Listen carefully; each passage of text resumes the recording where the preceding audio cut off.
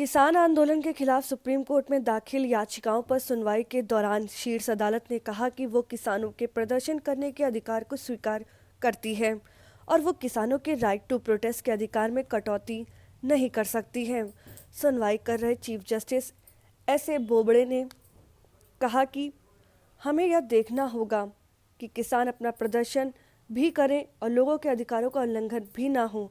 Court ने कहा कि हम किसानों की दुर्दशा और उसके कारण सहानुभूति के साथ हैं, लेकिन आपको इसे बदलने के तरीकों को बदलना होगा और आपको इसका हल निकालना होगा। कोर्ट ने केंद्र से पूछा कि क्या वो किसानों से बातचीत के दौरान कृषि कानूनों को होल्ड करने को तैयार हैं। अटॉर्नी जनरल ने कहा कि वो सरकार से इस पर निर्देश लेंगे। गुरुवार को सुनवाई शुरू होने से पहले ही सुप्रीम कोर्ट ने साफ कर दिया कि वो आज वैधता पर फैसला नहीं देगी और आज बस किसानों के प्रदर्शन पर सुनवाई होगी।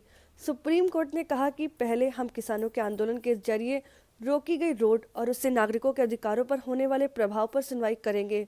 वैधता के मामले को इंतजार करना होगा। केंद्र का पक्ष रख रहे वरिष्ठ वकील ने दलील रखी कि प्रदर्शनकारियों ने दिल्ली आने वाले रास्तों को ब्लॉक कर रखा है, जिससे दूध, फल और सब्जियों के दाम बढ़ गए हैं, जिससे अपूर्णीय क्षति हो सकती है। साल्वे ने कहा कि आप शहर को बंदी बनाकर अपनी मांग नहीं मनवा सकते।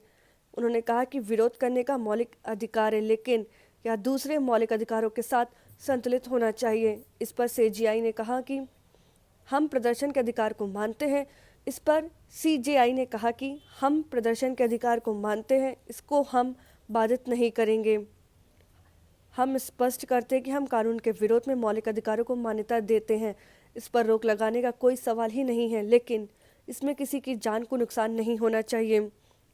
सीजेआई ने कहा कि प्रदर्शन का एक गोल होता है जो बिना हिंसा के अपने लक्ष्य को पाया जा सकता है।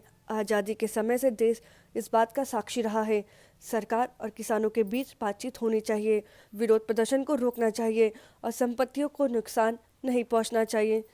चीफ जस्टिस ऑफ इंडिया ने कहा कि इसके लिए हम कमेटी के गठन के बारे में सोच रहे हैं। हम वार्ता को सुविधाजनक बनाना चाहते हैं। हम स्वतंत्र और निष्पक्ष समिति के बारे में सोच रहे हैं। दोनों पक्ष बात कर सकते हैं और विरोध प्रदर्शन जारी रख सकते हैं। पैनल अपने सुझाव दे सकता है। इस मामले में कमेटी, एग्रीकल्चर एक्सपर्ट जैसे पी साईनाथ जैसे लोग शामिल हों। अगर आपको हमारा वीडियो पसंद आया हो तो इसे लाइक करें, सब्सक्राइब करें और साथ ही बेल आइकन दबाना ना भूलें।